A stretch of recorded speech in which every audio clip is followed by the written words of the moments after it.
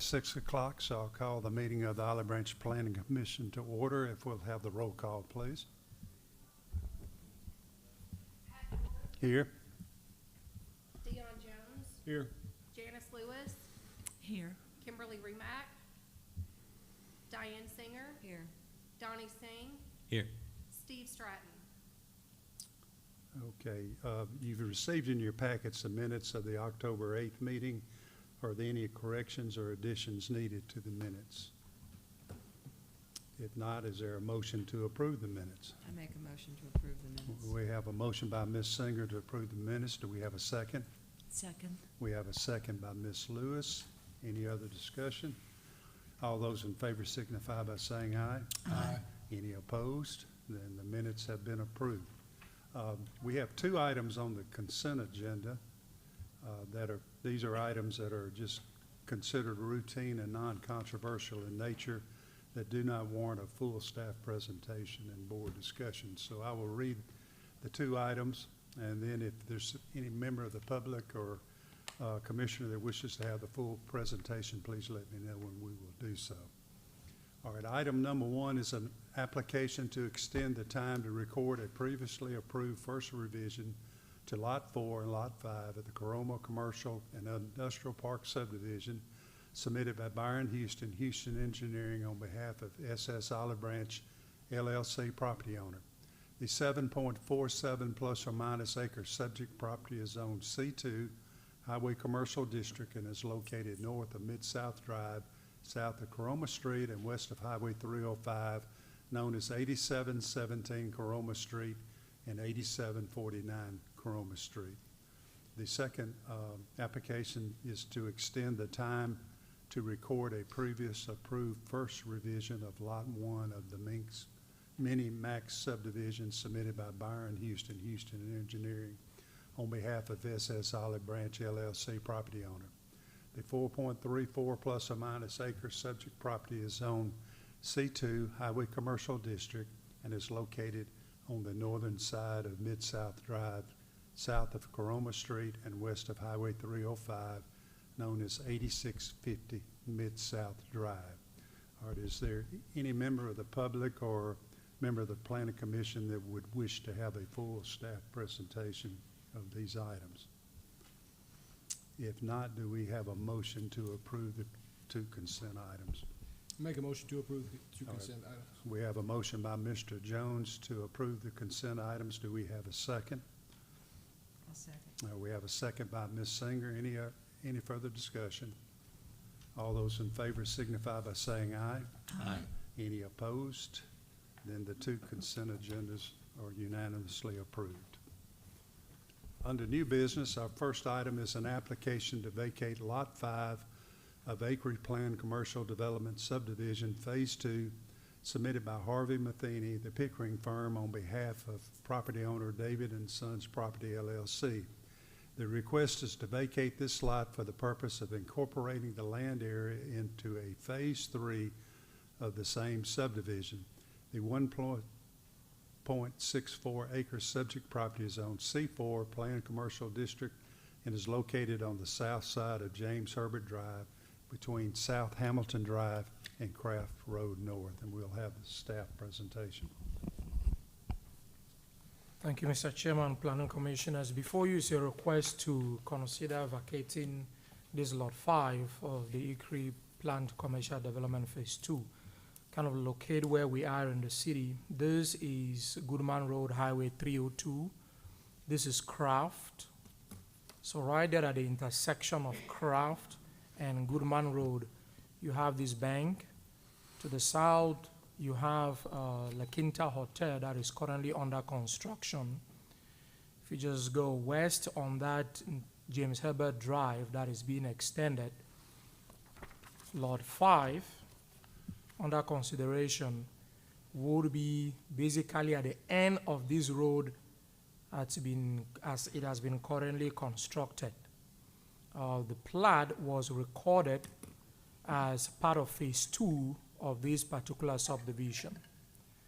The property owner has somebody who is interested in buying a bigger piece, which will create a 3-acre lot. in a different phase of the subdivision. So this area, this is the limit of phase 2. And the new plat will include part of what would be phase 3 into that particular area. As such, under county procedure, in order to do that, lot 5 in phase 2 has to be vacated. But normally we don't vacate already recorded plat and then just create this kind of no man's lot out there. You don't want to de-plat properties, to put it that way. And so the proposer or the recommendation before you is to vacate that lot 5 as it is, but the board of adamant's order vacating that plat must be recorded simultaneously with the final plat for phase 3, incorporating that area of the current lot 5 into the new phase 3, which is your next item on the agenda. Secondly, there was a note in the recorded plat that the county has called our attention to. There is a block note on this phase 2 plat that was recorded. It's more of a scribner's error. It did indicate that the lots on the plat were lot 1, 2, 3, and common open space 16. Really, those should have read lot 3, 4, and 5. 1, 2, and 3 were in phase 1, so those should have read lot 3, 4, and 5. And we use it, taking opportunity of this plat vacation to clean that up, that particular note. That concludes staff's presentation. Thank you. Okay, any questions to staff? If not, is there someone here to represent the application?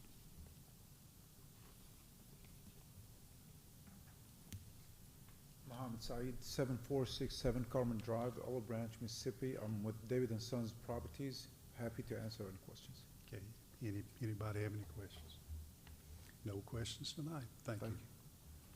I will now open for public discussion. Is there anyone here that wishes to speak in favor or against this application? I do not see anyone, so the public discussion is now closed. I will now entertain any discussion or motions from the commissioners.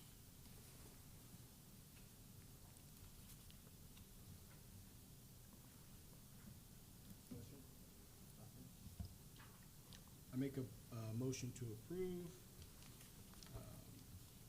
including, as long as, I make a motion to approve and recommend the same to the mayor and the board of aldermen, subject to the following 2 conditions. All right, we have a motion by Mr. Jones to approve the application subject to the conditions and present, to submit it to the board of aldermen. Do we have a second on this?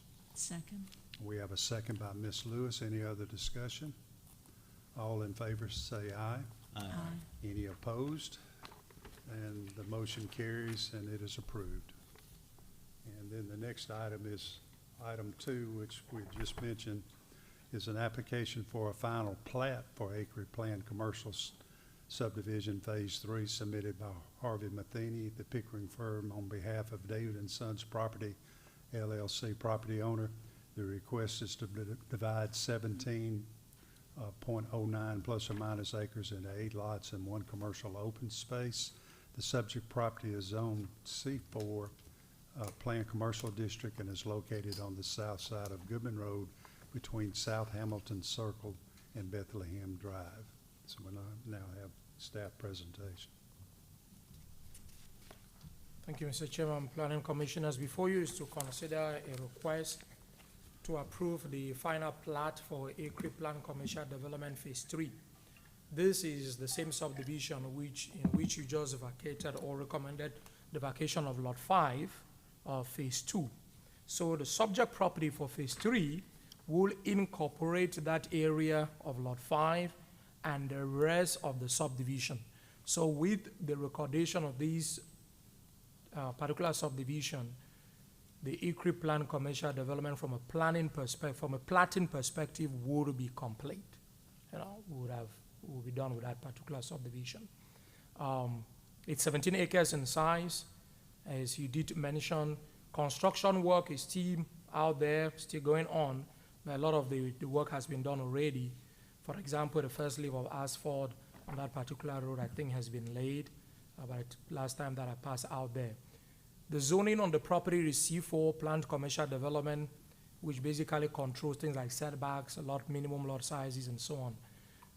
All of that, none of the zoning provisions are violated by this particular plat. The lots, this plat proposes a number of lots, 1, 2, 3, 4, 5, 6, 7, 8, 9 buildable lots. With the recordation of this plat, the entire subdivision will have a total of 16 commercial lots. One common open space, C18, is proposed. James Herbert Drive will be extended to the west to intersect with South Hamilton Circle. And so that should complete that street. 2 new streets are proposed, one to be named Jericho Way and the other Olive Tree Drive. These names have been vetted by 911, E911, and they do not duplicate other names in the city. So they are also recommended for approval. This is the plat as currently submitted. This is the common open space. That is the large lot. You had that lot 5 right here. It has now been incorporated to create that 3-acre lot. Those are the 2 new streets. All these lots fronting on Goodman Road, none of them is permitted to have direct driveway access from Goodman. For that reason, they have these cross-access easement, which will provide access to each of those lots. At this particular spot, the applicant proposes the location of a commercial center sign for the subdivision, which is common when you have this kind of acre plan commercial development sign, so to speak. Every developer wants to take pride in their development, which that is proposed to be a common access easement point. Not access easement or sign easement at that particular location. All streets will be constructed with curb, gutter, sidewalks. Basically everything that you had in phase 2 is repeated on this side. Any infrastructure that has not been completed at the time of recordation of this plat, the developer would have to provide a letter of credit to the city.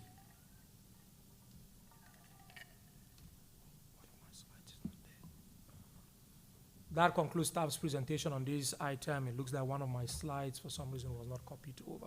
That concludes staff's presentation. Thank you. Any questions of staff?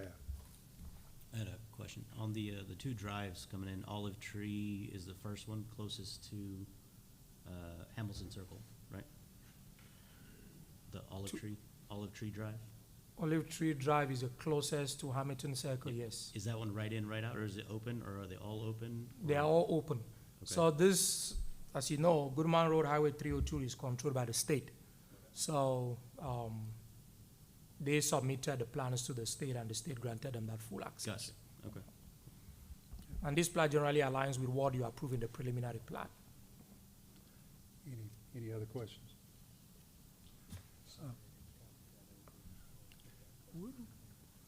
Since it's not required to have public discussion on the final plats, I will now ask the commissioners if you want any discussion or any motions concerning this plat.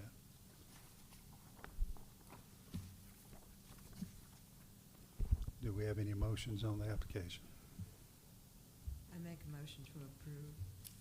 We have a motion by Ms. Singer to approve the application. Do we have a second? Second that. All right, we have a second by Mr. Singh. Any other discussion? All those in favor signify by saying aye. Aye. Any opposed? Then the motion carries and the application is approved. All right, our item number 3 is an application to amend the project text for the preserve at Cedar Bluff Plan Development submitted by Jeffrey King, Managing Member, Meridian Premier Homes. The request is to reduce the minimum square footage of 28 townhomes planned to be built in the townhouses of the preserve at Cedar Bluff Phase 1 subdivision from 2,000 square feet to 1,800 square feet. The 28 townhome lots comprise approximately 2.4 plus or minus acres located along Chalet Drive and Mayflower Street within the R3 planned residential zoning district. Yes, sir, thank you. And I'm sure this application looks very familiar to the Planning Commission. I believe you had this on both your August and September agendas. And when that previous application went forward to the mayor and aldermen, it did get denied. So the applicant has come back with a downsized version of the application. The original one proposed to reduce the minimum square footage for 66 townhome units, and that's the one that was denied. And this one has been reduced now to just 28 of those townhouse units, and that's what's shown in your red dashed areas. It's the plat for the first phase of the townhouses at the Preserve at Cedar Bluff, and you'll see that there are 32 townhouse lots, and they're intended for 8 buildings that would all have 4 units in them. Now, one of the buildings of the 8 has already been formed out and permitted, which will meet the 2,000 square foot minimum floor area. So that's why the request is only for 28 of the lots and not 32. But you can see there that they cover a little bit under 2.5 acres in size. Just a little bit of history on this project. The property was rezoned back in 2020 to this planned development. Originally, this property had some R4 zoning in it, and it had some AR zoning in it. And R4 zoning allows development at 15 units per acre, and AR zoning allows development at 1 unit per acre. And the way that we came up with a 116 unit cap on this planned development was we did the math and told Jeff King, who was the owner of the project, we'll figure out a way to develop this property with no multifamily and not the 1 acre lots and do a better plan. And this is what was come up with at the time. So you have 116 housing units on 41 acres, so that's less than 3 units per acre. So we have a very low density project. You have in the single family portion of the project is on the west side, and you have the 50 single family lots, and then over on the east side of the project are the 66 townhome lots.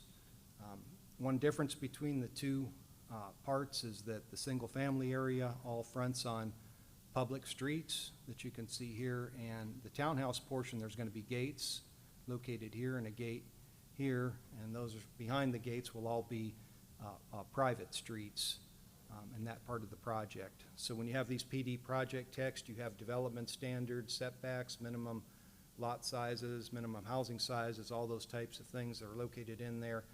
And again, this application proposes to reduce the square footage from 2,000 to 1,800 living square feet on 28 of the 32 lots in the townhouses subdivision phase 1. We do have a little bit of history on the project. We have subdivision plats for both single-family phases were approved back in 22 and 23. You can see the aerial map. We now have 29 homes that have been built in that part of the project.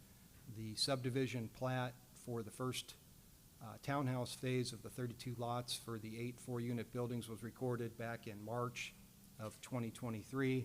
And I do want to point out once again that a townhouse lot is the same as a single-family lot. It does allow for fee simple ownership, and what you see in those black boxes, you can see the outlines of the buildings over top of the lot lines. So we always hear that term zero lot line thrown out here all the time at the Planning Commission, and in this case this is actually a zero lot line development, meaning you have 0 setbacks, or the property line runs in the shared wall between the units in the larger building. And that lot width of 25 feet, it's already platted, determines the width of those units and building. We did have a preliminary plat for the second phase of the townhouses project, which would wrap it around this way, has already been approved, but the infrastructure, as you can see from the aerial map, the roads, utilities, has not yet started. Wanted to show you this slide again. This middle portion of the slide, this shows you the floor plans for the townhomes that were approved back in 2020 as part of the project text.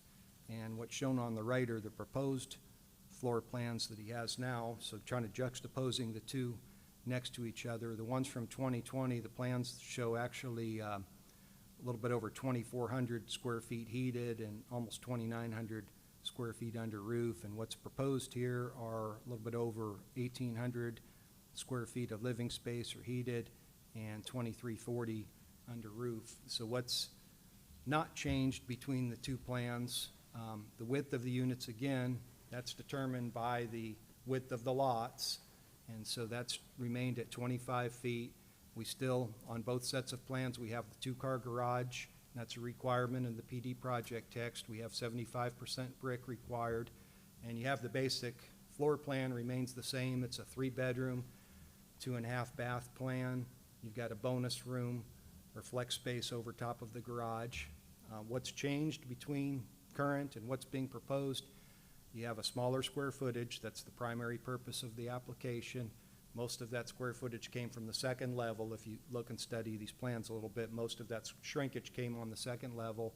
You have a staggered front, so you can see on the plans that were originally approved, the garage is all lined up together. Here, B and C, or the middle two units, are stepped back a little bit. And if you remember, we had an amendment on this a few years back, and we pushed the front setbacks back to try to make sure that the cars, when they were parked in the driveway, wouldn't overhang on the sidewalk. So you could argue that the staggered front, moving those two middle units back a little bit, helps a little bit in that regard because it gives you a little bit of extra room in your driveway. And you could also argue that the staggered front might be a little bit more attractive from the street view or an improved streetscape. And then one thing to point out is the original plans had a 9-foot ceiling down, 8-foot ceiling up, and so the plans increased that to 10 foot and 9 foot there. So even though you're losing a little bit of square footage on one dimension, you're picking up a little bit on the other dimension, the height dimension. Now this is the issue that the Planning Commission debated between the August and September meetings. You had asked the applicant to bring you back plans for the amenities, which they did. They're planning to have a dog park kind of between the single-family area and the townhome part, and then a pickleball court here in the center of the townhome portion. And then we had added a condition that was recommended that those amenities would be substantially complete prior to a certificate of occupancy being issued for any unit in the third townhouse building, and that's carried over. Justification that you had last time remains the same. You know, one of the main reasons that the applicant, I don't see him here tonight, but the main reason that he had proposed this, if you remember, was because behind the gates in the townhouse part of the project, he's providing the amenities and, of course, those private roads and maintenance of those roads and maintenance of the gates and the common yard maintenance all comes at a cost. So you would have higher homeowners association fees associated with all those private amenities. That's not something that you would have in the single-family part of the project where you have the public roads and everybody's doing their own yards and everything. So his argument was he wanted to be able to provide the unit, a little bit smaller unit at a little bit better cost because he was going to be charging people more in terms of homeowners association fees to fund the private streets and the amenities. So he viewed it as almost a wash, but thought that that would be better meeting the market conditions that are out there. I did want to, again, point out, and I hate to be repetitive, but this is something that we talked about in our comprehensive plan. You know, we have our policies about apartment units and we're big apartment complexes, and we're very restrictive on those, saying really not something like our desired development option. And we allow them in certain circumstances in mixed-use projects and the like, but we wanted to provide ways to meet housing demands for, you know, people who maybe don't want a single-family home on a large lot and maybe want to have a smaller unit, reduce maintenance cost, and maybe want some amenities. And the townhome way to do this is a good way to do it because it allows people, again, to buy that townhome unit and have fee simple ownership of that townhome unit. So it's something in our comp plan, and again, it's a medium density option. And in this case, it's actually, if you take the whole project, it's only at 3 units per acre. But, you know, townhomes are really a medium density, not a high density option. So this is something that we kind of targeted in our comp plan as a desired policy. So the thought here is that if we could facilitate that by maybe helping the developer and providing them a path to better meet market demand, it would be a positive thing. And of course, we do have the abutting homes in Chateau Ridge right to the south that are only, 1,000 to 1,500 living square feet. So you're still in a situation where even though these townhomes would be downsized a little bit, they're still larger than the homes to the south. So I did provide you a recommended motion. It's the same one that you approved last time unanimously. Again, this is just a downsized project. We're going from the recommendation for 66 to 28 units. And, we've maintained that addendum on there about the amenities being done by the CEO in the third townhome building. And that completes the staff presentation. Thank you. Any questions of staff? Just, did the developer ever provide us what the actual HOA fees would be? He did not. I think that would still be something that he would be working out. Because it's supposed to be justification, but we don't know if it's $1 more. I think it would be considerably more just from the perspective of you have private streets that have to be maintained. You're going to be giving people all of the yard maintenance as part of their association dues, and plus you'd be funding those two amenities. Now, he did say that as far as the people in the single-family part of the subdivision, they could basically buy in if they wanted to use the pickleball courts or, the dog park, that they would be buying into those, so they would have to pay a portion of that as well. So I don't think he has all of the math worked out at this particular juncture. And then, I'll wait for somebody who's for this to speak. That's all the questions I have. Any other questions? Okay, no further questions. I will open it for public discussion. Is anyone here to represent the application? And we don't see anyone here to do that. Is there anyone here that wishes to speak in favor or against the application? Not, then public discussion is closed, and I will open it up to the commissioners for any more comments, discussion, or motion from the commissioners.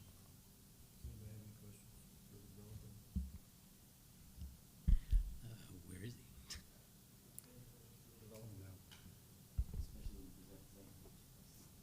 I think maybe he probably forgot. He did get this in advance.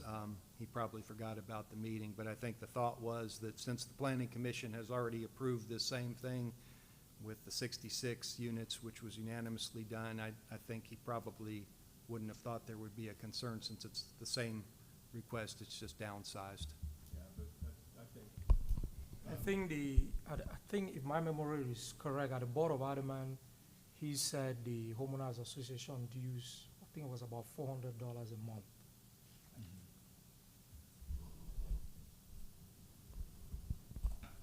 And the Board of Aldermen,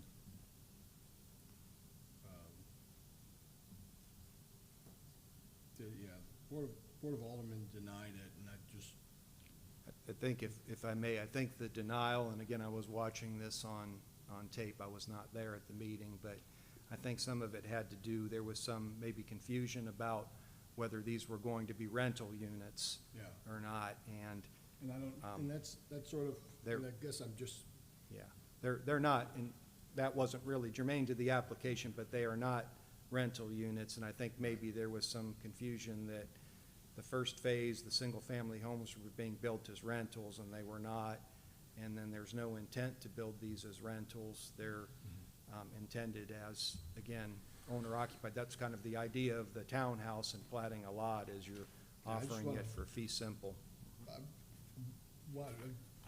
I'd like to put him in a position where, if it goes forward, that he's answered questions and maybe the Board of Aldermen, but without being able to. Yes, sir, in the conversation. I feel like I'm it's a flea flicker. I've passed it off and it's been passed back to me. Yes, sir. In the conversation that I had with him, which was late last week, and I suggested that he probably needed to be speaking with the alderman before this went forward to make sure that there's 100% clarity about the application and what he's proposing. And it was suggested by Mayor Adams that he make this application, that he downsize the application and make it. So Okay. I did want to, clarify that point. And that's not to say that it will necessarily be approved Right. by the alderman, but I think part of what happened is maybe their denial was based upon factors that weren't necessarily the case. Yeah, I know, I think I read some of the minutes, and they were asking if they would put it in the HOA or the covenants or something like that, and that, it said no, so. All right, I don't have any questions. Did he agree to take it out of the HOA covenants, or can they still be rental homes? I'm sorry? Did he ever consent to removing the rental stipulation out of the HOA stuff? or- He did not. I think it's intent, and again, this application has really got nothing to do with rentals. It's just simply the size of the units, so and I think that was one of the points that was being made, that the whole issue of rentals is one that probably really is not applicable to the discussion. But again, there's no intent. I think the intent is for this to be, again, fee simple and for people to buy these units. All right, I make a motion to approve.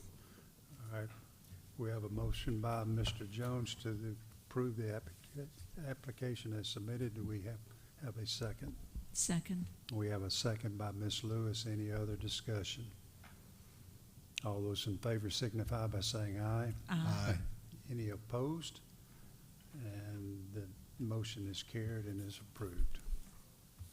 Application is approved. All right. Under new business, item number 4, we have consideration of proposed ordinance to amend the zoning code to require conditional use permits for convenience stores with fuel pumps and truck stops in specified conventional and planned zoning districts, establishing associated locational criteria and design specifications, and to adopt provisions to vest projects from the requirement to obtain a conditional use permit. So, Yes, sir, thank you.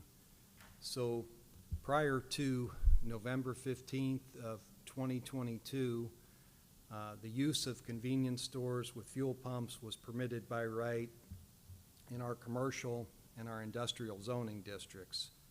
And for planned developments, that use was permitted, as might be the case in any of the approved project texts. And as you know, any type of planned development has an associated project text that acts as the development code for that particular project, and it has a list of uses that are permitted outright or uses that are conditional.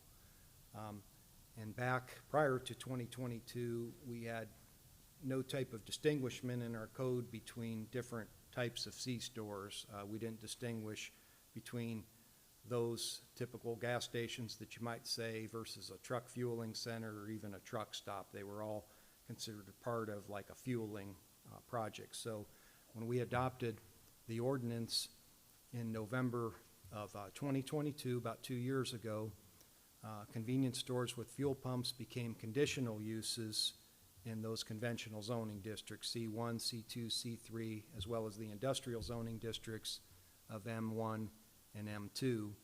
Truck stops were made conditional uses in C2, M1, and M2 as well. What is a conditional use permit? It's issued by the city's Board of Zoning Adjustment, and that takes place at an advertised public hearing. And a conditional use permit, the Board of Zoning Adjustment goes by additional criteria, including things like neighborhood character, public safety, environmental impact, effect on property values, and those types of things. The ordinance that was adopted in 2022 also imposed requirements that C-stores had to be at signalized intersections, and you could have no more than 2 at a 4-way intersection. And the whole purpose behind the ordinance as it was adopted back in 2022 was public safety and traffic management. Now, at that time, planned developments, any of those project texts that might be in a zoning classification C4, M3, or PUD were not addressed or included in the ordinance. And so what that means is that if you are in a PD and your PD says that you can have a convenience store with fuel pumps, you would not be subject to obtaining a conditional use permit. You would not be subject to those intersection requirements. The ordinance did not include any type of provisions to address what I'll call C-store projects. And by a project, I mean a C-store that was underway, where you might have had a pending application for subdivision, or you might have a civil site and landscape plans in for staff review, even those that may have been in the process of getting a building permit, or even those that were in the process of construction. When we adopted that ordinance back in 2022, we didn't really address any of those stores that were out there. So what happened since then, and this shows a state of our current C-stores in the city, is you have this green diamond around the city. You have about 6 of them, or you do have 6 of them that are currently under construction, that maybe most of those sprung up after the 2022 ordinance was adopted. You have 1 of them that has had civil site plans already approved, but construction hasn't started.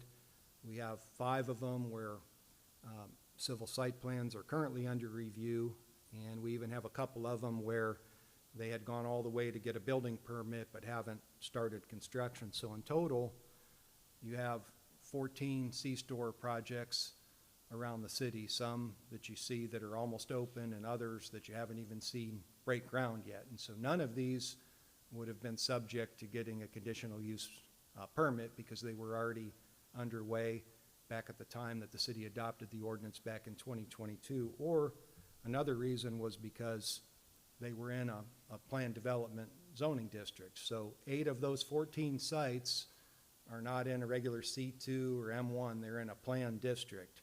And so, again, 8 of those were permitted by right and not subject to any of those rules that would be associated with the CUP. So what's shown on this map in this purple outline, as you can see, all of the 17 planned developments located throughout the city that currently have C-stores or even truck stops, in some cases as a permitted use, that would not be subject to getting any type of conditional use permit, because again, that's part of their permitted right within that PD project text. So give you an example of, what that might mean if we go to this this particular area is a good example to use where we have planned developments at all corners. This is Church Road in Pleasant Hill, and I'll zoom in on that on the next slide. And I'll start with, we have an existing C-store in the Marguerite Manor subdivision that's located right here at the corner. But if you go to that Marguerite Manor project text, it allows for C-stores as a permitted use in any of that 20 acres that's shown there under area C. So in theory, without any type of conditional use permit, what that means is if someone wanted to come into Marguerite Manor, anything in that 20 acres, and wanted to do another C-store, they could, and it would not require a conditional use permit. It would not be subject to those regulations. If we go around counterclockwise, what's shown there in D, that is part of a PD that the city approved within the last couple years. That's called Robinson Crossing Commercial Center.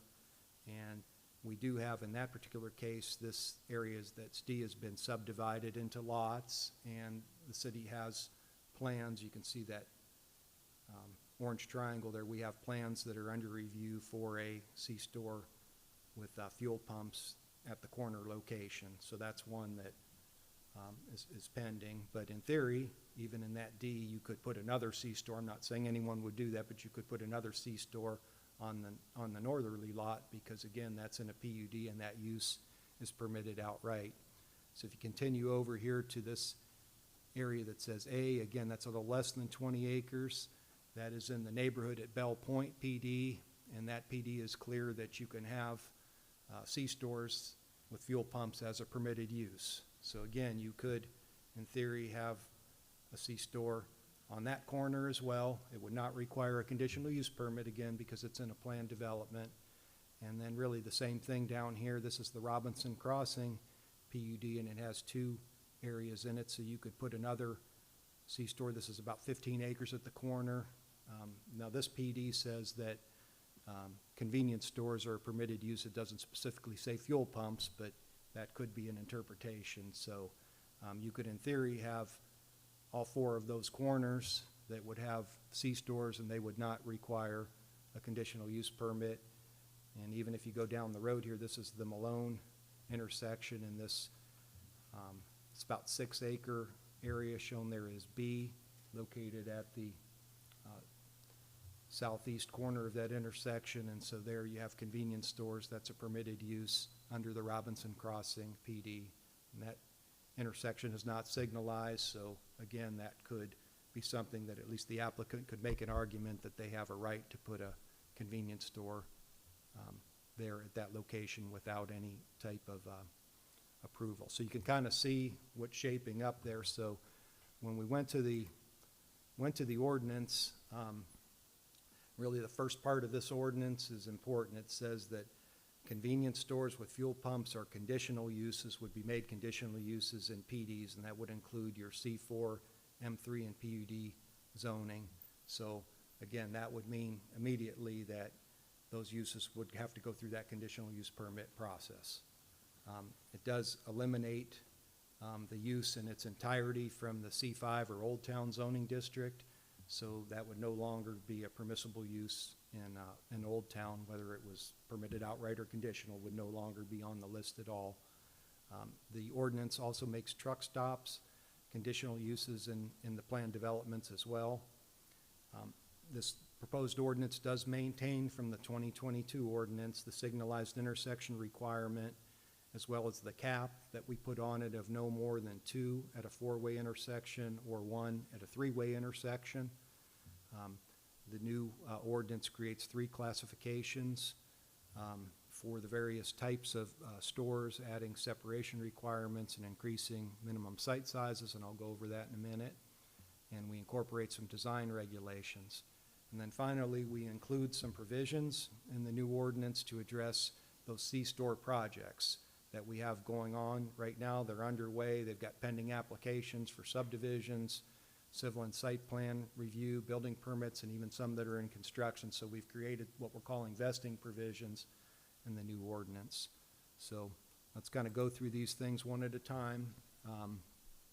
This is the table that's in the ordinance. And one of the comments, this is our 3 classifications in each row of the table. And one of the comments that the Planning Commission made at the October meeting was you all said, well, let's do this cutoff rather. I think we had in the original, it was 8 pumps and 16 fueling positions. So you all asked for that to be lowered to the 6 and 12, which you can see we put in there. The minimum size for such a development would be 1 acre, and this would be the type that would be allowed in C1 as well as the other commercial zones as well as industrial zones. We have a separation distance, and this would be between the fuel canopy edge and the nearest property line for daycare, schools, public park, or public playground of 200 feet. And then we have another column that deals with whether the site has to be located on a designated truck route or within a quarter mile of that. The answer to that is no for the smaller convenience stores. Our second classification is for the larger convenience stores that would exceed the 6 pumps, 12 fueling positions, or that had tractor trailer fueling in there. They could have up to 4 tractor trailer parking spaces, but they would not necessarily be qualified as a truck stop, which would be your final category. And the definition of a truck stop was added in the 2022 ordinance as part of that. So there, with your second classification, you have a 2-acre minimum size, and the original proposal that you saw last month had 400-foot separation, and so the Board of Aldermen has been reviewing this and providing comments back, and there was a request there to increase that to 700 feet, so that's why you see the 700 rather than the 400.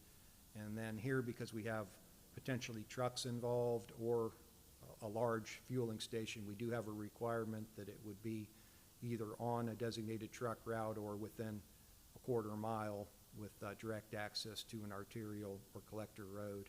And then truck stop, again, being the most intensive category, you have the 4-acre minimum size, and you have the 1,000-foot separation, and that was something else that the Planning Commission did ask for at the last meeting, you all had asked that that be raised from 600 to 1,000 feet, so that change has been made. And again, we have the requirement to be on the truck route.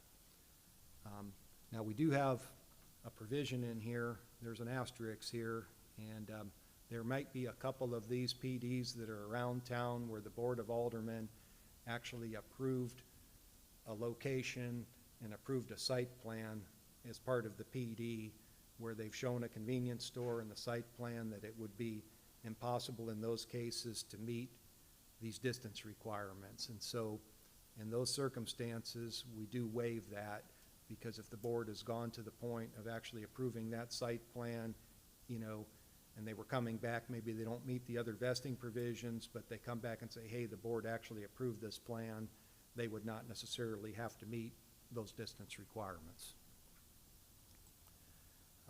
Our design requirements, you all discussed these at the last meeting, and a few changes were made. You know, we have the fuel canopy columns meeting the brick or stone, matching what's shown on the or what's used on the principal building. We have the design, Song drew this up last time, it was good artwork, so just kind of kept it in here, but we had the provision that the canopy would need to be on the side or the rear of the building as shown on the diagram to the right, as opposed to being in the front. And originally we had a proposal in there that the Board of Zoning Adjustment could waive that in the event that this design resulted in it being closer to the residential area. And that was one that when the Board of Aldermen were reviewing this ordinance, they were indicating, some individual members, they didn't review it as a group, just some individual members. The comment was that, you know, they really wanted to keep that as side or rear. They thought that that was important to them in terms of design regulations. Now, they did consider that if you had a new grocery store like we may have at one point on the east side of the city, if the fueling center came as part of that, they wouldn't want to kill a grocery store deal over this. And so that provision was changed from being at the Board of Zoning Adjustments discretion to being not applicable if you have a fueling facility at a grocery store or another large retail center. In that case, they could do this design that you see on the left with the canopy in front of the building. We do have provisions for signage. Monument signs would be required, couldn't exceed 12 feet in height. We've got a provision in there that you could only do one sign on the canopy per frontage.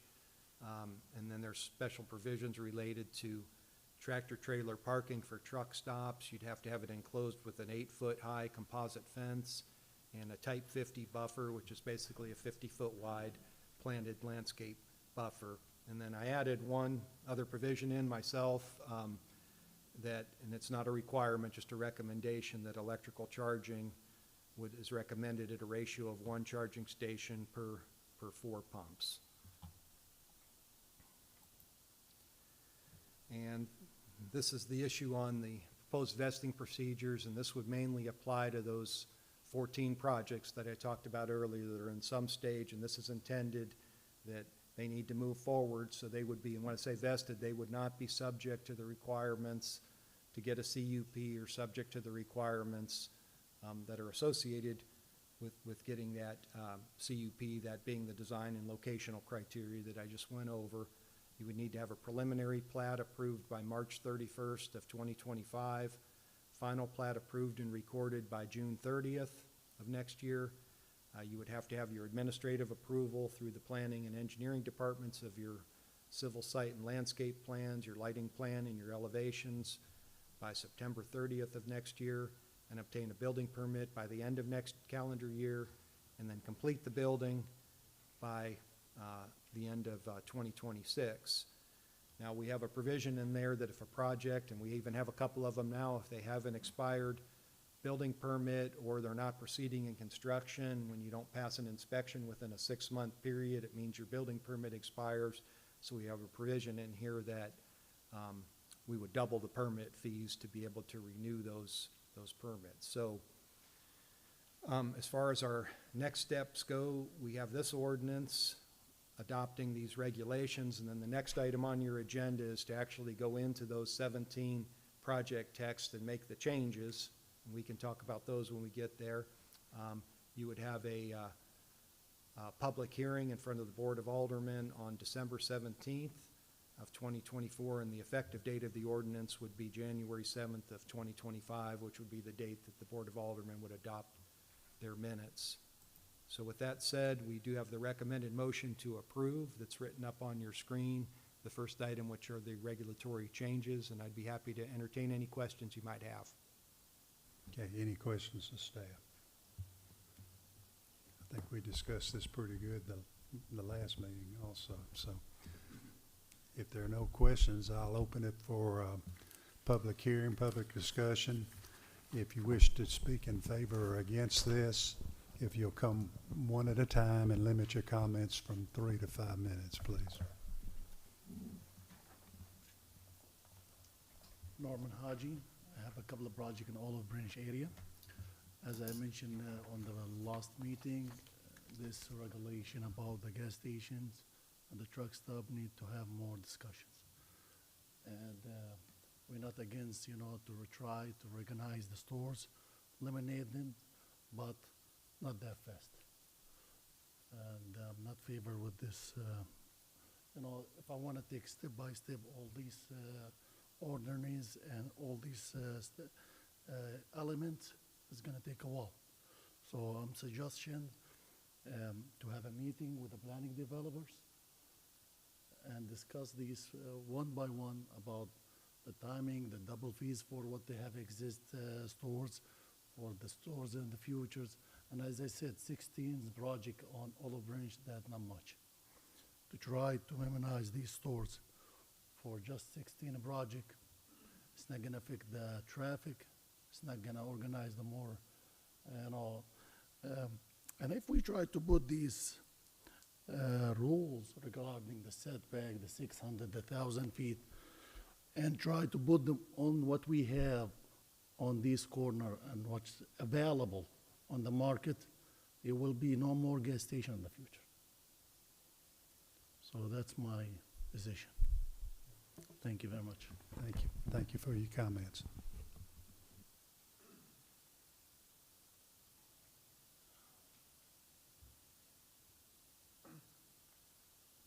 Good evening. My name is Fasil Kabir. Thank you for giving me the opportunity to come to speak. And I believe this is reverse discrimination. The reason I'm saying that is only targeting one type of business. The city only requires only on gas stations and truck stops. What happened with the fast food restaurant? What happened to tire shop?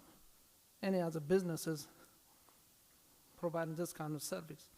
It's not targeting anybody else but the gas stations. And I believe we need more time to discuss, to go with the city planner, to look and see what options we have. We invested money in here, trying to do business. But at the end, we came back and we have one notice. This is the second notice we received to just wipe everything what we have overnight. And I believe this board need to take time and discuss with most of the neighbors have this kind of properties affecting their properties value.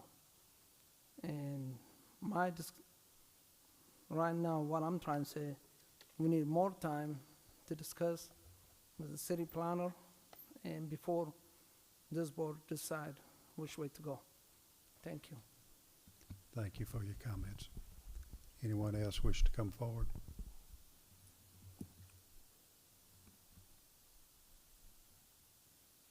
Good evening, Mr. Chairman, members of the Planning Commission. I guess I'm approaching this from a different vantage point. I'm not an operator, but I represent a landowner who's impacted.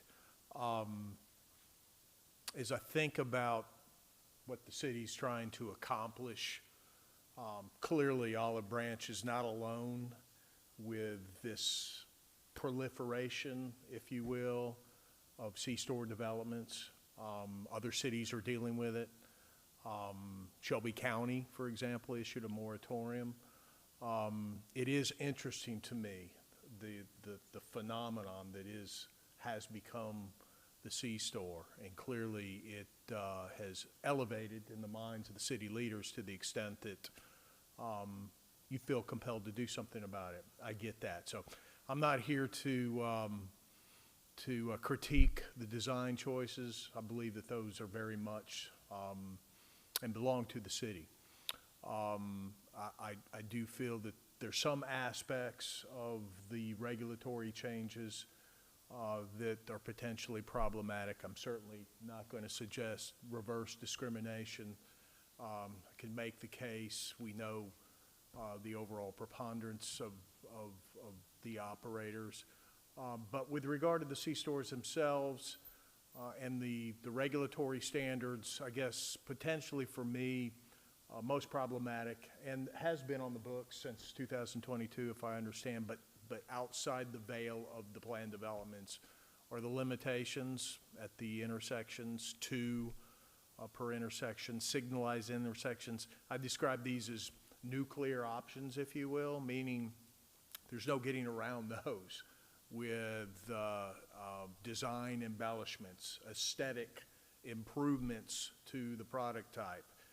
If you've got an intersection that has 2 gas stations, that's it, essentially. So is government regulation tweaking with private market forces? I'll leave that to other individuals to determine, but clearly it does have some impact, some unintended consequences. It'll impact property valuations, especially for those planned developments that have already been vetted for the uses that are contained within. As a planner, I'm not certain I concur with, and I've had this conversation with your city planner about the regulations themselves not being able to pierce the veil of the planned development. I don't necessarily subscribe to that, nor do I subscribe to conditional uses within a planned development. It's duplicitous, if you will.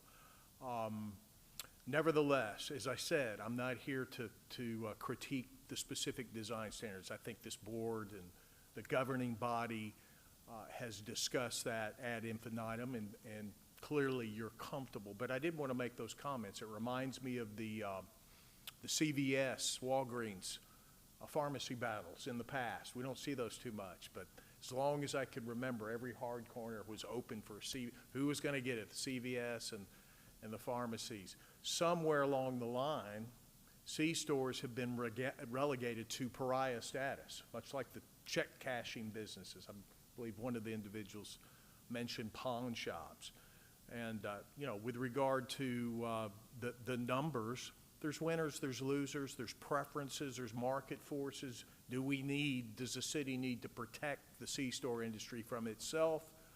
I don't know. It brings up interesting questions. C-stores subscribe to central place theory like car dealerships. They like to congregate. People have brand loyalty. Maybe you don't buy Exxon. You want BP, what have you.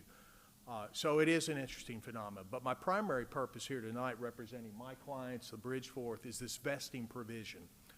It's overly aggressive.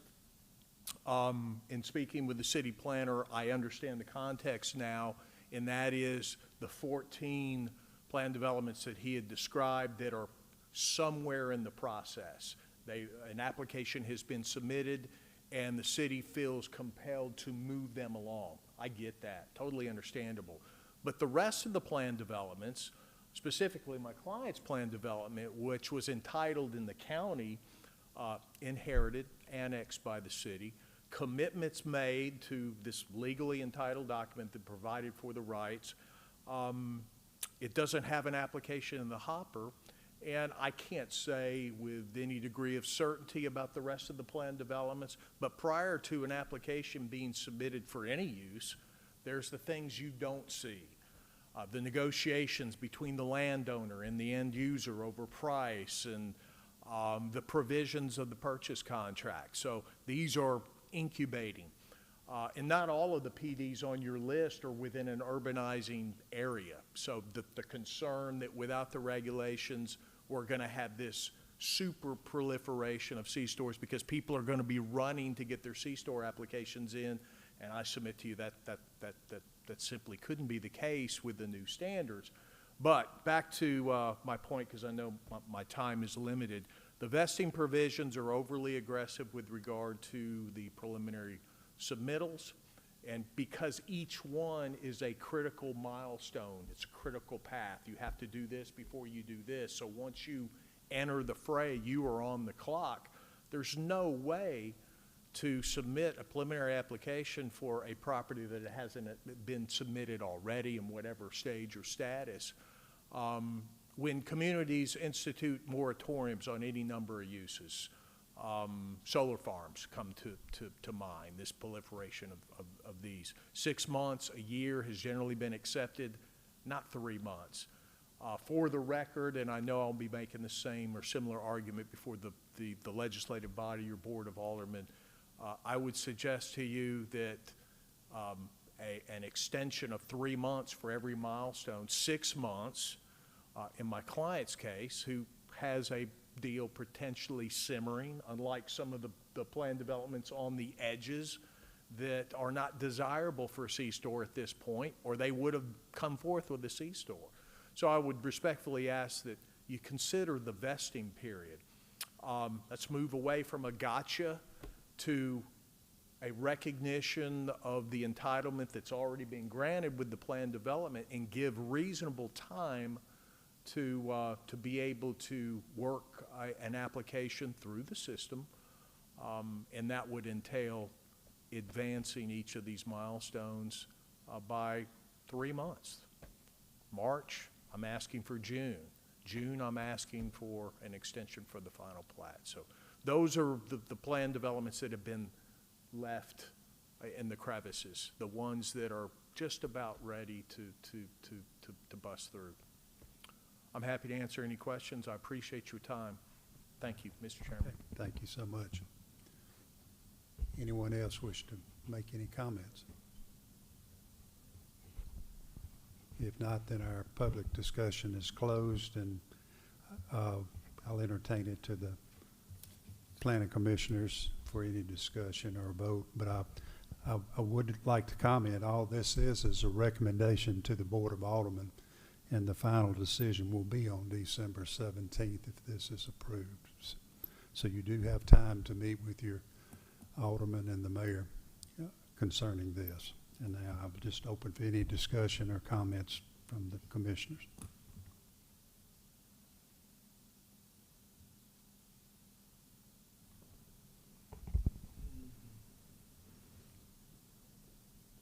Any comments?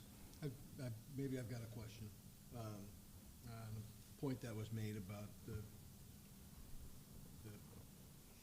plan unit developments that have been approved, but no gas station has been requested, no convenience store has been requested.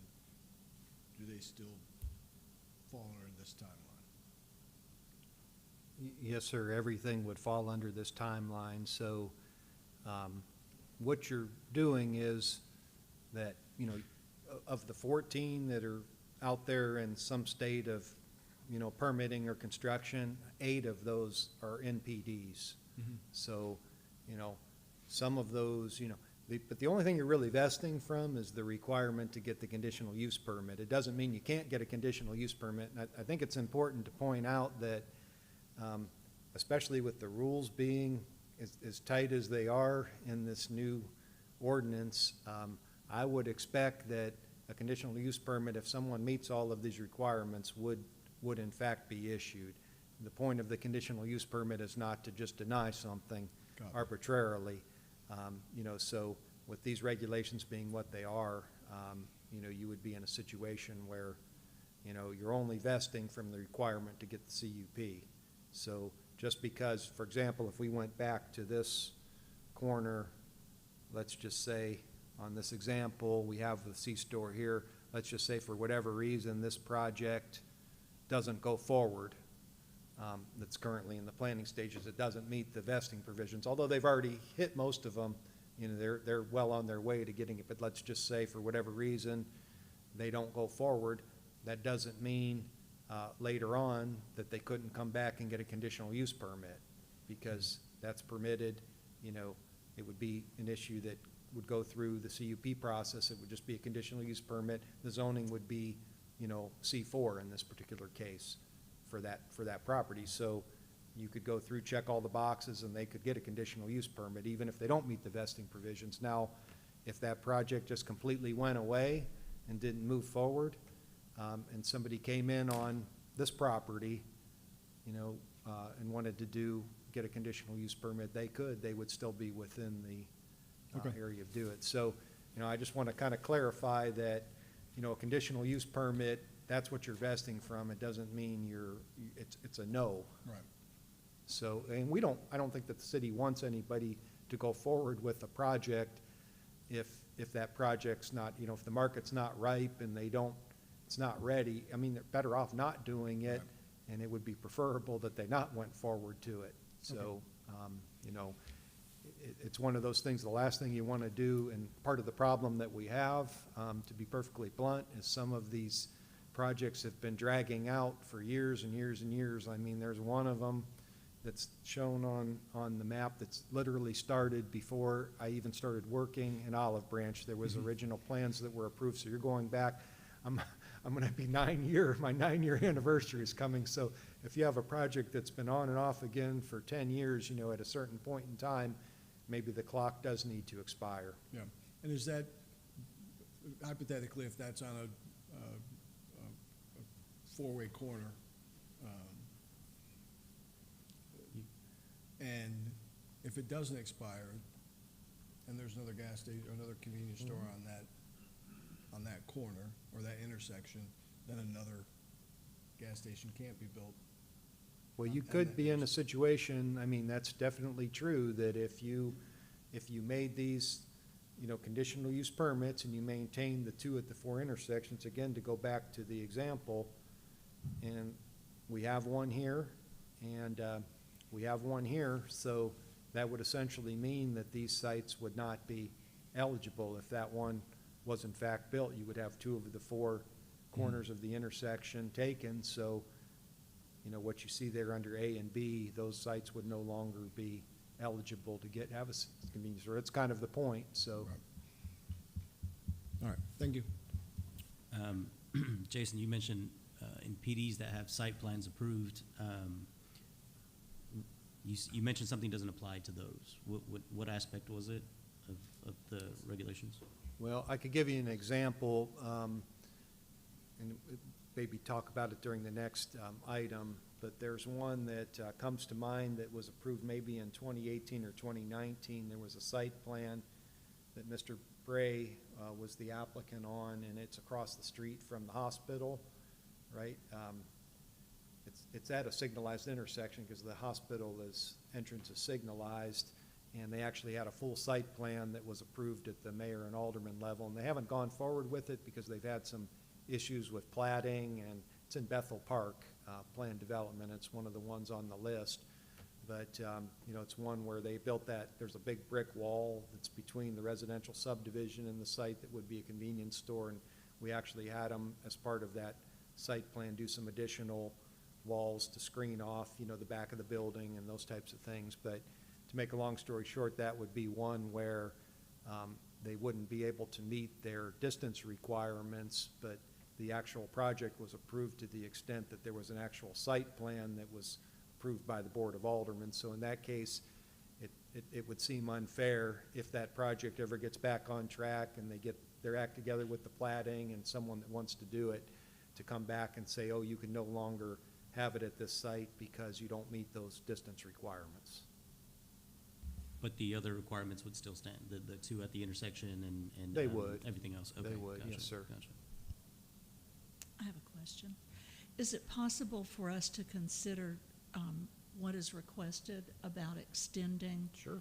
those requirements from, say, March till June and then 3 months? Whatever recommendation that you see fit to recommend, you certainly can do that. You could recommend that they all be increased by a 3-month interval, or Another option that I discussed briefly today after Mr. Steinbach and I had a conversation, I spoke to our city attorney and proposed an idea that maybe the Board of Aldermen could extend the deadlines on a case-by-case basis. I'm not sure that our city attorney thought that was as good of an idea. He kind of preferred the idea of just increasing all of them across the board to kind of keep the playing field as level as you could. I think if you start extending it too much, I mean, the concern would be that you're not, I guess, and go back to the 2022 ordinance, and I would say, to be very blunt about it, I'm not sure it met the expectations. I think maybe there was an expectation when this was adopted in 2022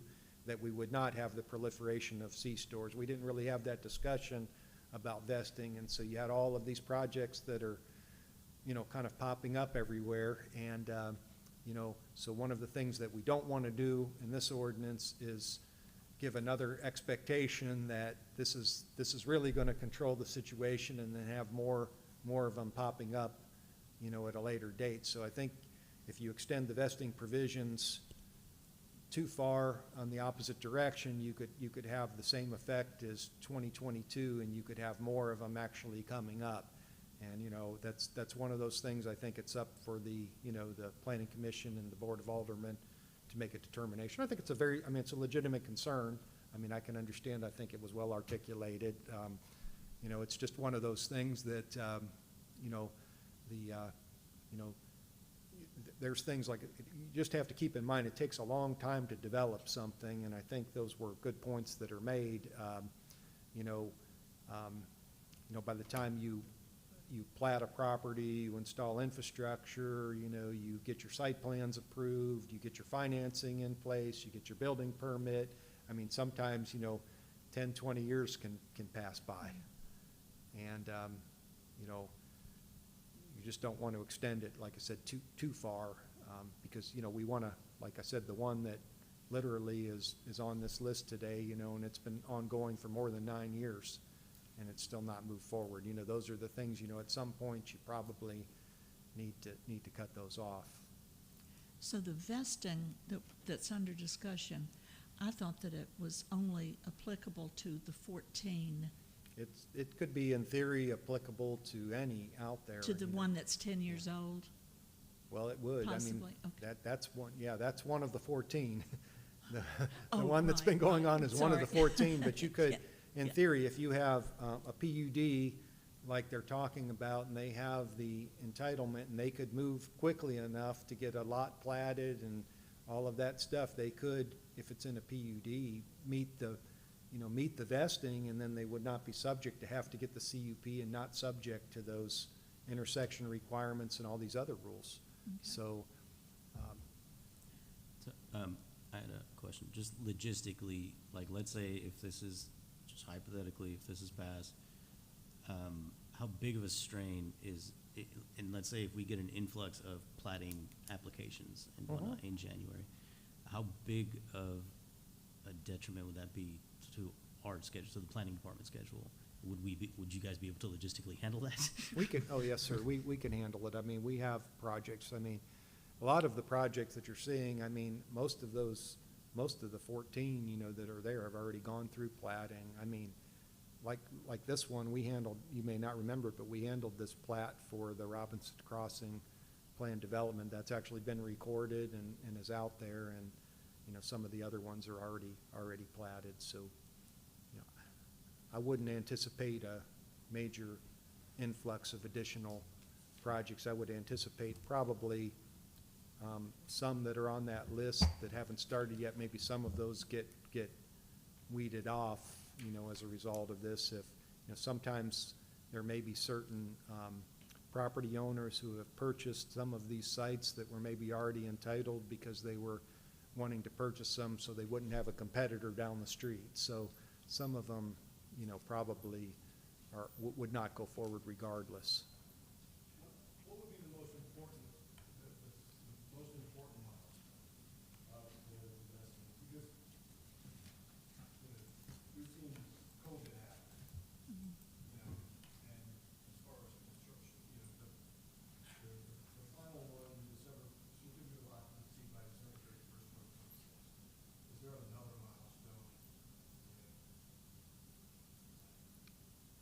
think they're all a critical path really issue, because you really need your preliminary plat usually before you get your final plat. Now, in some cases, if it's already at a corner and the infrastructure's already in place, you don't need to do a preliminary plat. You can go straight to a final plat application. So that's certainly, you know, preliminary plats are when you have multiple phase projects or you're installing new roads. Like the example you had earlier was the Acre plan development. So that's one where they've gone through both the preliminary and final plat process, but you could certainly carve off a corner somewhere and go straight to a final plat. So you may not necessarily need to have a preliminary plat approval. You know, again, civil site and landscape plans, we're usually pretty good. The engineering department and planning department are pretty good with our comments, you know, getting our comments back out. So sometimes it's the applicant that takes a while to address those comments and get the plans ready to go. But one of the problems I think we have had, and you can see it by driving around, is some of these projects that are just taking exorbitant time to complete.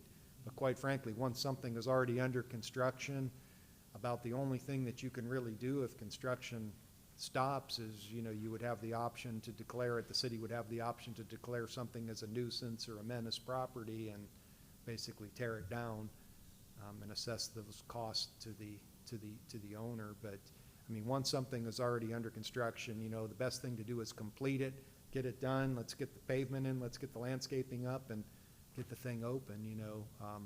So, yeah. Let me ask you, if we said building permit due by December 31st, 2025, Mhm. eliminated all the other things, because all the other things have to happen before the building permit, right?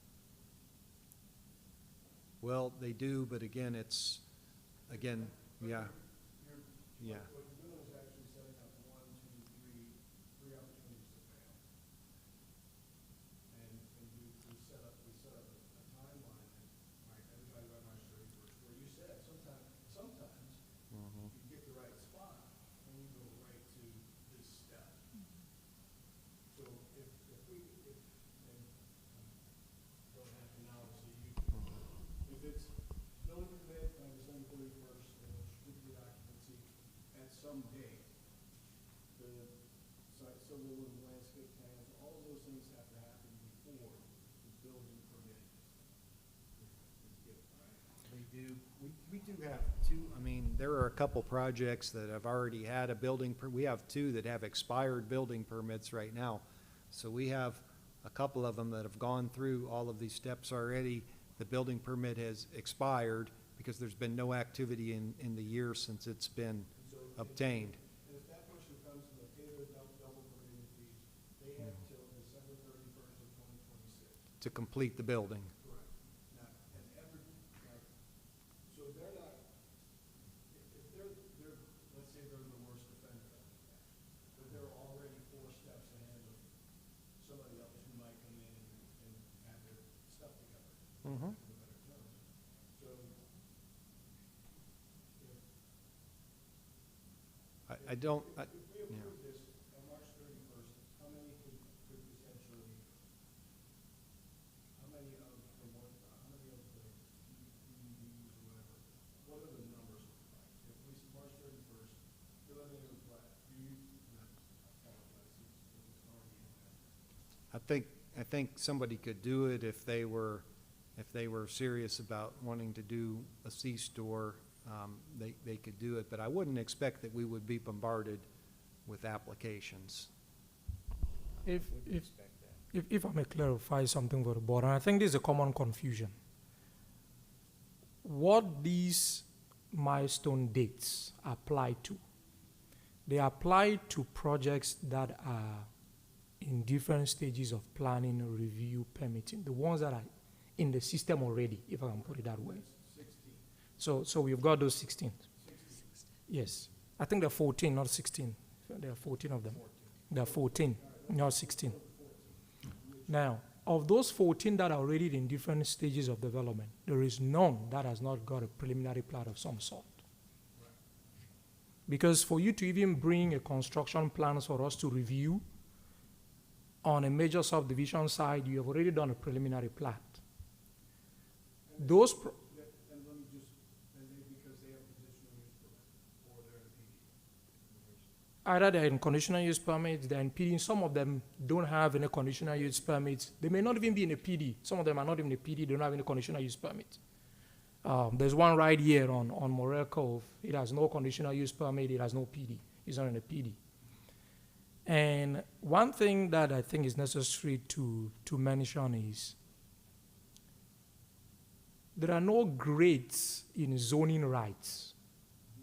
The fact that a gas station is permitted in the PD doesn't mean it has more right than one that is permitted in the C2 district, for example.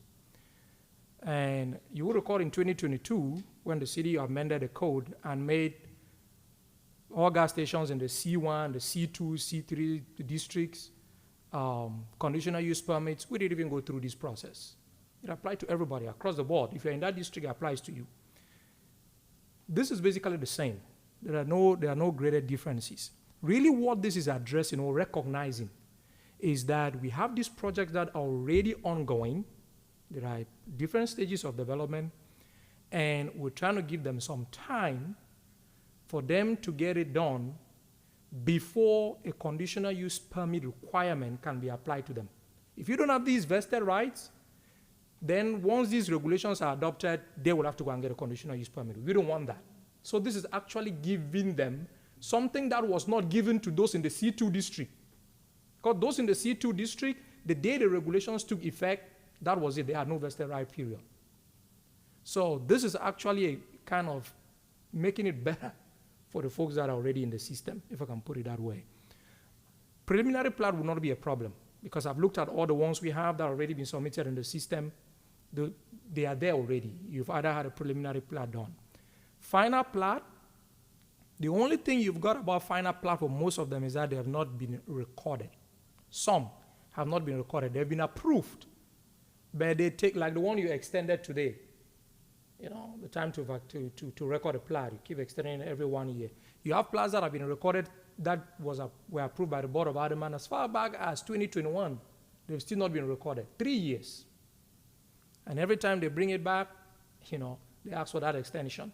We want to move it forward.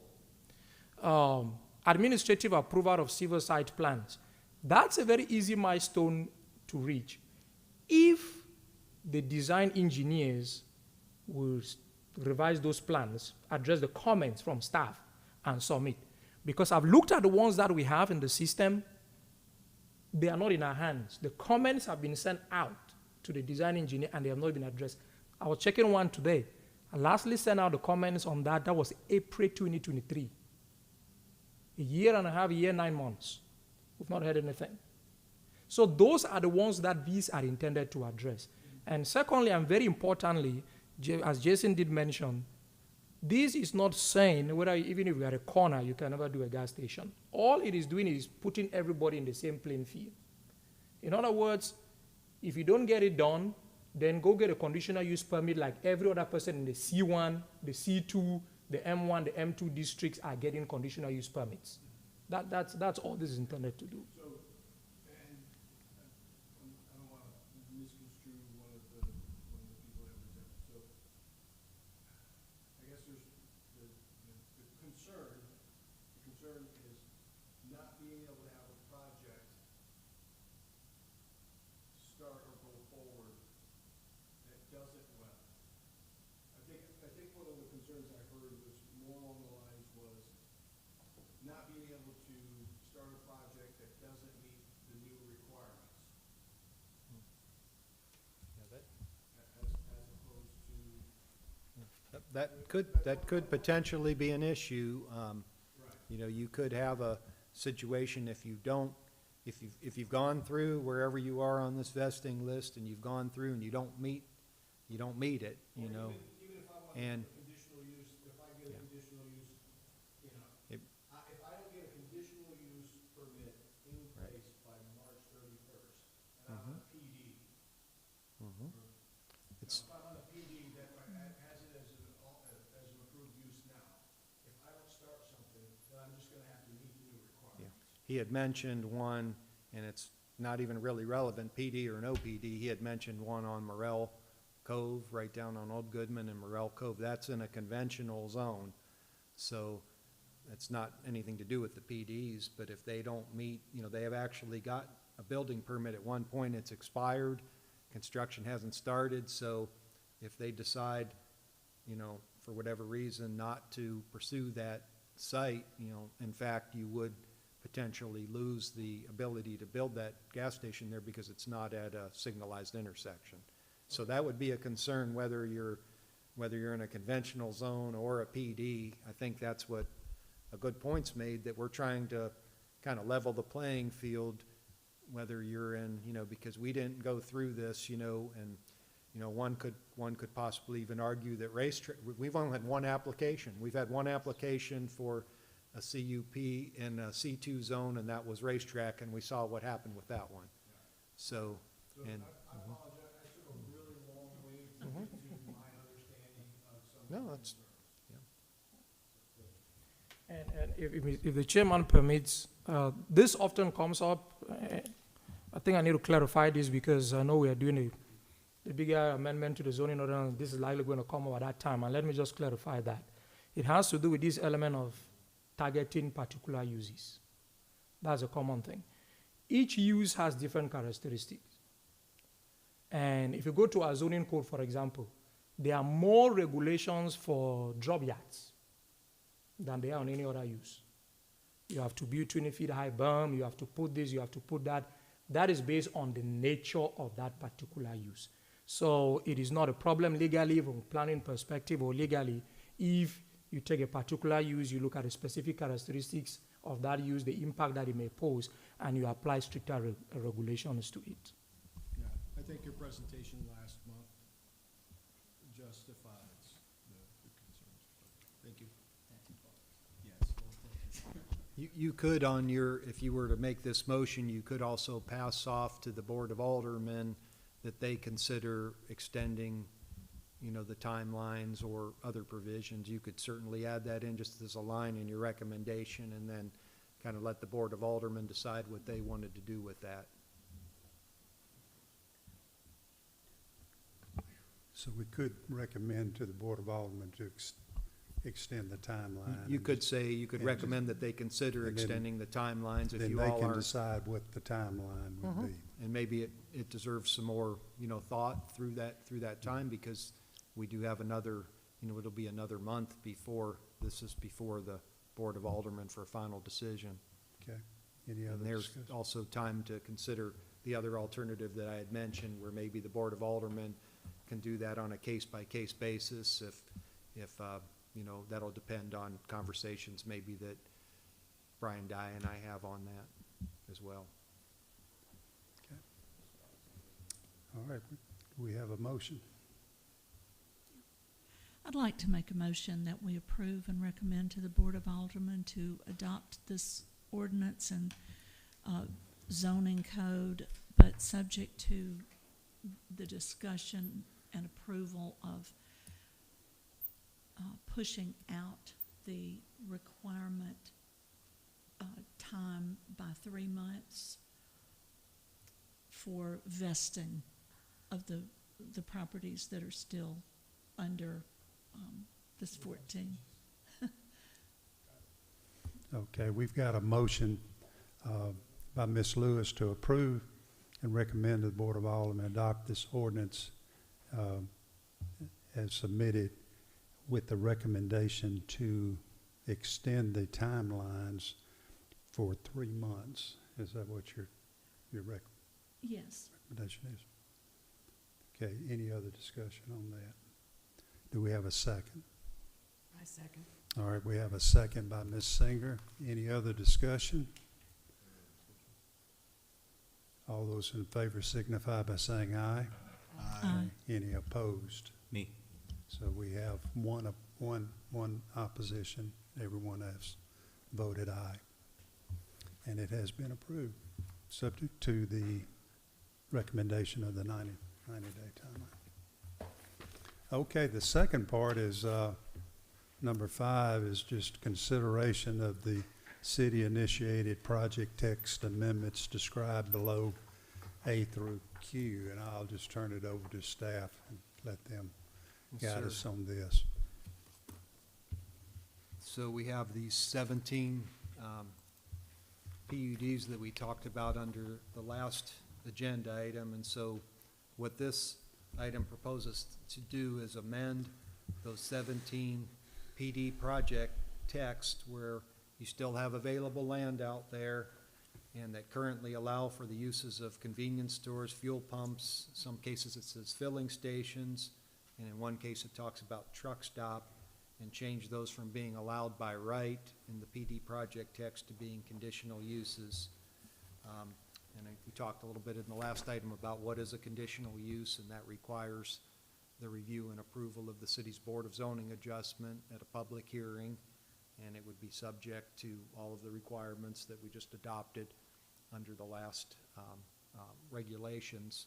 Now, we have sent out notice to all of these owners. You can see some of them have come here tonight and offered comment. So we have some owners that have property in several of these.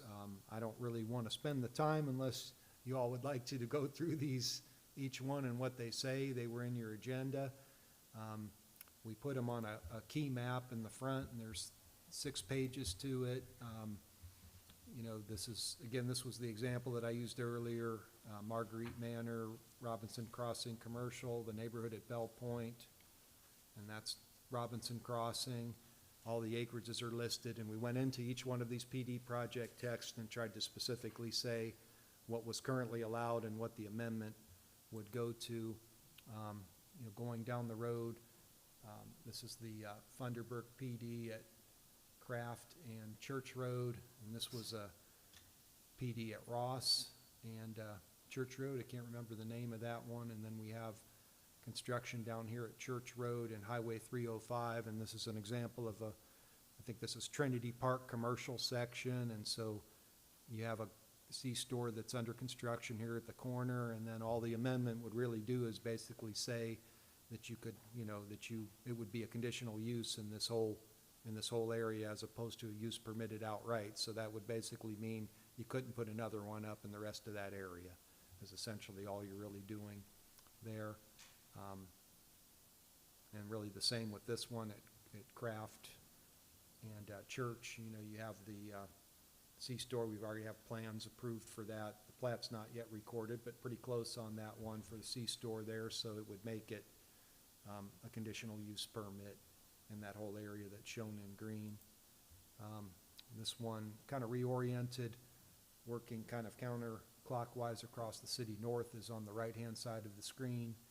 Here, this is a PUD where we have a truck stop at Progress Way and Hacks Cross Road, and it's just clarifying the language in that particular plan development that would limit it to just that area that's up there at the intersection.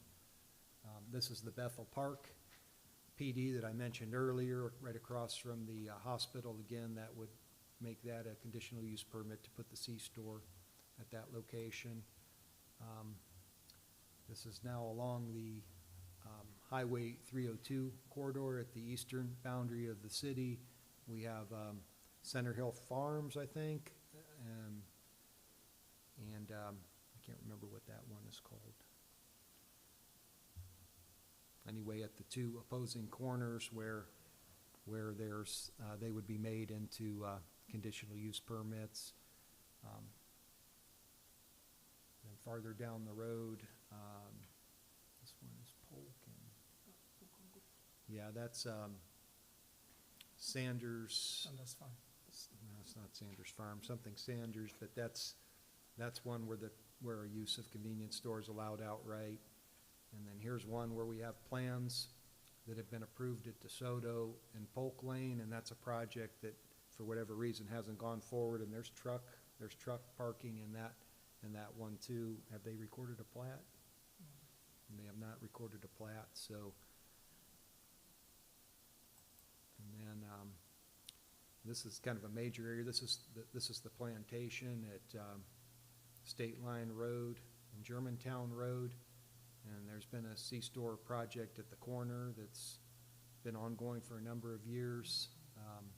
We have another bank that was converted to a C-store down at a location that would have no longer been eligible had these CUP requirements been in place. So you got about a 60-acre piece of property right now that you could put C-stores anywhere across that. And there are C-stores across the state line on both corners on the north side of State Line and Germantown Road. So that would be a site that, meeting those vesting provisions, I think would be important for that property owner to do that. And then this is Alexander Road, Highway 302. We have a gas station that's under construction at the corner. And again, this would just ensure that you wouldn't have another one in the rest of the area that's shown there in green. And then we're moving farther down to the city boundary. This is the Acre plan development. So again, that's a permitted use. There's one that I don't believe has been submitted yet at this time. Plan's not quite submitted, but there's one that would be at the corner of Hamilton Circle West and Highway 302 that may be in the very preliminary planning stages, but that's a good one to probably meet the vesting provisions. And then as you go farther down to the city boundary, Malone, Highway 302, up on the northeast corner, that PUD dates back a number of years, and again, that allows for C-stores as a use permitted outright, and that would just simply, again, be changing it to conditional use permit. So if you go through all of those, A through Q, and all of the details, which I'm happy to talk about any one of them if you'd like, in more detail, or we could drill down on that, but that just gives you the broad summary. So the recommendation is that you would approve and pass that recommendation forward to the Board of Aldermen for the 17 PUDs. The only other thing I would say is we do have a couple of PUDs out there that already list convenience stores as a conditional use permit, so they were not included on this list. Question, on I and K, K is, 1.45 acres. If we make convenience stores with accessory fuel pumps, conditional use permit only, does that just eliminate K as being an option? Are we telling that they can, just based on the size? Because That K, the project text was approved in the county before we annexed it. okay, So, and it did not permit a truck stop when it was approved in the county. The project text only allows your normal small convenience store. okay. And the plans for that side, which we have approved, that's what they show. That's one that would need to meet the vesting provisions because or they'd have to wait until that intersection was signalized, because that's not a signalized intersection. All right. This one you mentioned, I here, this is a signalized intersection and there's no C-stores, but in both I and J, you have about 40 acres here and about 20 acres here, and Your I doesn't match my I. yeah, I guess I'm looking at I on this one. okay. It's I is 1.77 acres, and then Yeah. K was 1.45. There's two parcels in there. That PUD was, Okay. one of the things And with all these 17, okay. PUDs, Yeah, I yeah. mean, this was a full day's work of Ms. James and I going through these PUDs one at a time and figuring out what they actually said. All right. And what are the parcels and how do we make this amendment, because they're all a little bit different. Some of them actually date back, in some cases 30, 40 years back into the county. Mhm. So, And, sorry, if, the previous item that we discussed had an effective date, that it would become effective, could we do the same thing for this? Give it an effective date in the future? it would have the effective date of, when they adopted the minutes. So it would be, the two would be adopted and effective at the same date, which would be January 7th, which would be the date that the board adopted the minutes. And if they've adopted the minutes, but in those minutes, we made this change effective July of 2025, Well, is That- it possible to do that? I don't think that would be a very good idea. I mean, you have an ordinance that basically says that we're making PUDs, we're making this a conditional use in the PUDs, and this is the accompanying ordinance that actually makes the change in the PUD project text, so you definitely want the two together. You would not want to separate them out. The one you just, the previous item to this, whatever is in there that applies to PDs Yeah, yeah. will not take effect until that ordinance itself takes effect. That makes sense? January 7th. Yes, so if you've, I think you moved the vested right day by months. 3 months or whatever. If the provisions in the written text, if those provisions only take effect from June 2025, then they will only apply to that PD June 2025. You cannot apply something to a piece of property if that thing is not effective, so to speak. Okay. I just have one question. Does the county have any regulations on gas station locations, whether they're on signalized intersections or anything like that? I'm not aware that the county has any of those regulations. They may, but I'm not aware if they do or don't. Any other questions? I guess now we'll open for public discussion on the project text only, if anyone wishes to come forward and make their comments, and please limit your comments. Thank you. Norman Haji again. I'm talking about the element O. That's 60 acres of plantation unit. Exactly. So, discussion about that, you know, when you said there's another 2 stores cross street from our location. This is our location. These 2 stores from the other location are Shelby County. So what these related when you are regulation, Olive Branch, you know, now we're talking about from the state line, Shelby County. If these rules on Shelby County gonna fit also to the same element we're talking about. That's what we're talking about, discussions. You know, it's related to more thing, you know. It's about, you know, I'm not gonna back to also these regulations are gonna fit if something happened to one of these existing stores. If you are trying to put these regulations, when you said use just special use permit, you know, when you try to put these element, a new element for this regulation, for these old stores, and try to build it with these setbacks, it's not gonna fit. It's not gonna fit. So what's gonna reflect on that, our location? When you're showing to remove firing station from the list of permitted use and add convenience store with fuel pumps as a condition use.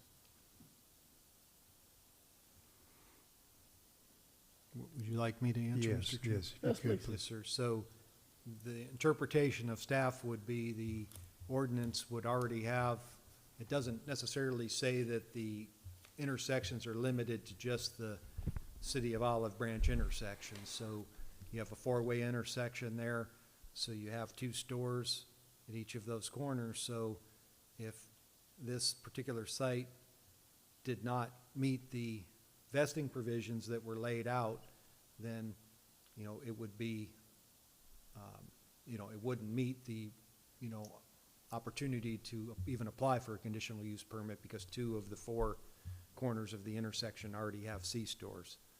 So So this is essentially, I think this property owner would probably be wise if they intend to move forward, you know, on this project to meet those vesting provisions. This is just one example about what we're talking about. We purchased that property on 2023, and we did apply for a permit to be awarded from April 2023. The time, it's short. You know, most of us, the guy he just left and other property, we buy these property, not just for 1 year, just to go ahead and build a store and move on. We purchase for like 2-3 years ahead. Now, for this particular business,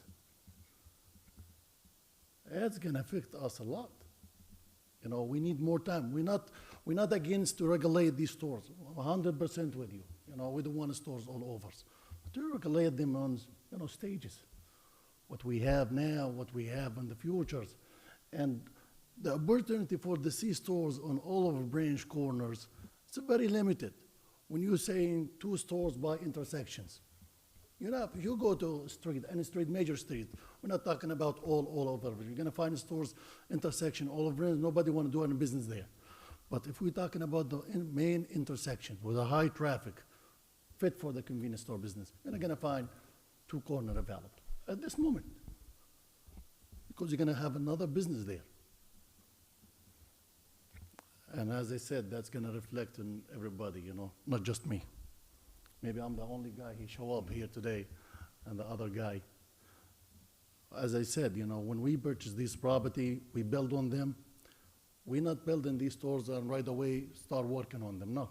We purchase like 3, 4, 5 sites, and we build 2 or 3 at times. Not just, you know, I know Shelby County and South Haven tried to regulate, you know, they already restrict these stores. But that's what make Olive Branch difference. That's all. Okay, thank you. Anyone else wish to comment on the project text only now? I actually had a question for staff based on the gentleman's comments. Let's have Okay, this and then we'll have that. Go ahead, sir. I'll be brief. Thank you, Mr. Chairman. Steve Steinbach, Urban Insights. I'm speaking to this one simply from the standpoint that the plan development is on this list. Metaphorically speaking, if the previous application, the previous item was the nail, this is the hammer. And you have to be a planner to really, Hassan talked about rights in zoning, and the PD, well, if that was the case, we wouldn't be doing this, would we? We would have regulations, and they would be applicable to conventional zone districts and plan development. But candidly, the reason this is so pressing for my client and others with PD, there is a difference between a permitted use by right and a conditional use. Now, I explained to my client, in a lot of jurisdictions I work, a conditional use offers a level of specificity. It says, do A, B, C, D, and E. And if you do it, the jurisdiction is legally compelled to approve what is a special exception or a conditional use. But in these PDs, where the uses are permitted by right, in this particular plan development, where you have significant residential growth, and there's significant opposition, and debate is the American way, but there is a significant difference between by right and conditional use when it comes to consider that. The PDs are unique creatures. They're like a memorandum of understanding. They're vetted, they are negotiated between the cities and the applicants, and they have lengthy times to mature. And the vesting aspect of these, in some states, in Tennessee, for example, there's a lengthy vesting period. Once a PD is approved, there's a commitment that continues. So again, I'm not here to deliberate the regulations. They are what they are. Again, I have an issue with government deciding how many go.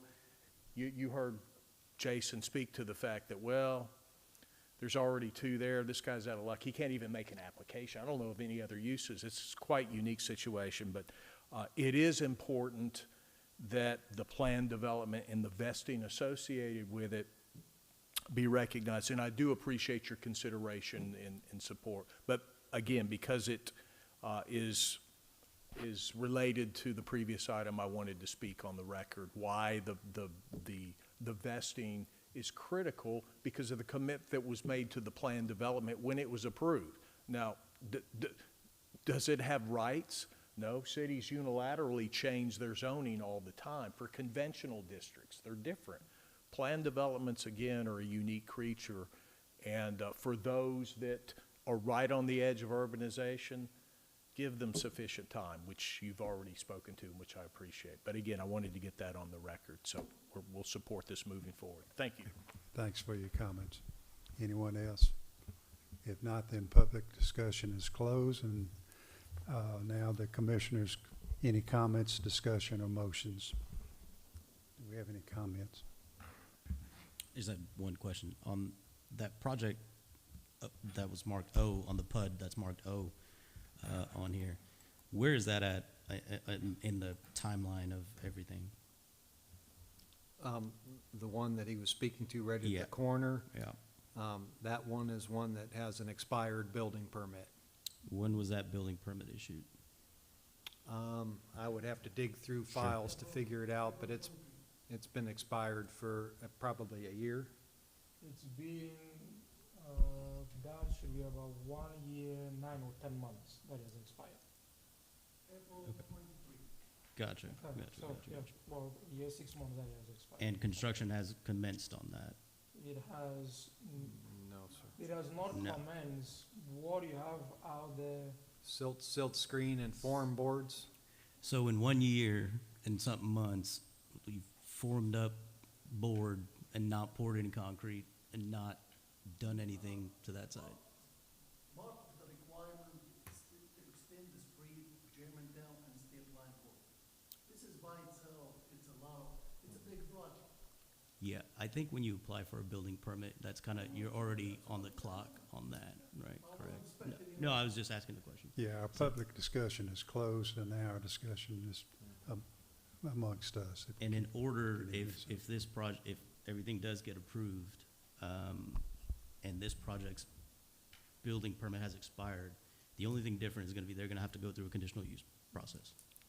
Well, if I would say, I'm Oh, going back double the now to the fees, double the previous fees. item, but Okay, if this gotcha. was changed to a conditional use Sure. permit, yeah, if the vesting provisions, if that store wasn't completed by, I guess y'all are 2026. proposing, yeah, toward the end of '26, I guess it would go into 2027 now, the first quarter of 2027, then, in theory, it would be kicked back to a conditional use permit process, in which case it would not be eligible due to the fact that you've got 2 of the 4 quadrants of the intersection with C-stores.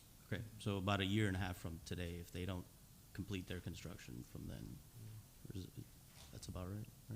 Something No, like it that? would be, it would actually be 2, it would be 2 over years. 2 years. 2 years, yeah, It'd be sorry, over two yeah, two years. about 2 years. A little bit over 2 years, so according to, again, that's per the change that you made. Yeah, okay, gotcha. Any other comments? I guess we're ready for a motion then. I make a motion to approve and recommend to the Board of Aldermen approve the city-initiated project text amendments described as A through Q.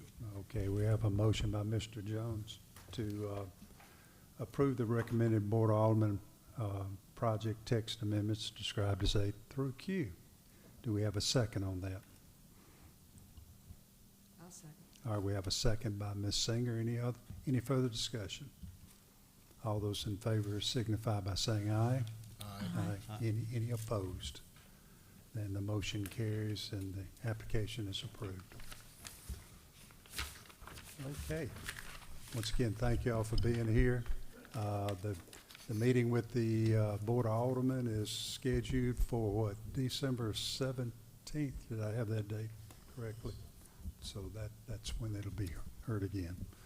All right, I need a motion to adjourn. I make a motion to adjourn. I have a motion by Ms. Singer to adjourn. Do we have a second? Second. Who made the second? Mr. Jones made the second. All in favor say aye. Aye. All right, we are now adjourned. Thank you.